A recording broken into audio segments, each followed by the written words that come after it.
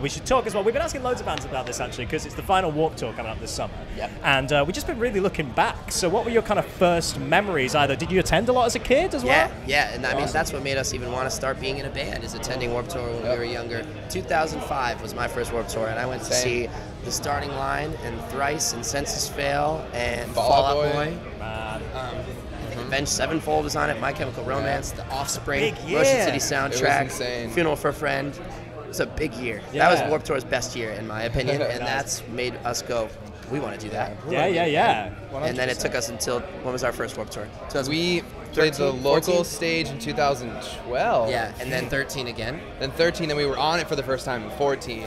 We actually shot the video for Elevated at the local stage at Warped Tour. In 2013. Yep. So now it's, I guess, 5 years later to come back for the very last Warped Tour and be considered a headliner on the main stage is very, very special. Yeah, so we're going out with a bang, and we're going to make full circle moment, you know. We're going to make the best of it for this last one. It's emotional. I'll bet, man. It must be. No, it's played such an important part in the scene. It really has.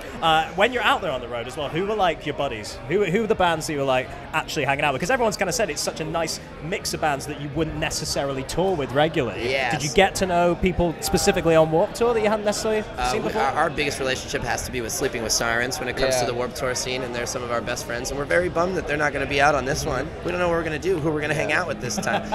But obviously, every Warped Tour we end up finding that new band that I guess we wouldn't expect ourselves to connect with. Yeah, there's definitely like we became friends with Crown the Empire, which I don't want to call it weird, but like we're completely different bands, you know, like. But that's what Warped Tour is really about, is one big community. It doesn't matter what your band sounds like. Everyone's there for the right reasons and for the same reasons and has the same mindset. And anyone can just kick it and just chill and be cool with everybody. No, There's no room for cool guys on the Warped Tour. Yeah. It's a community. It's a community vibe.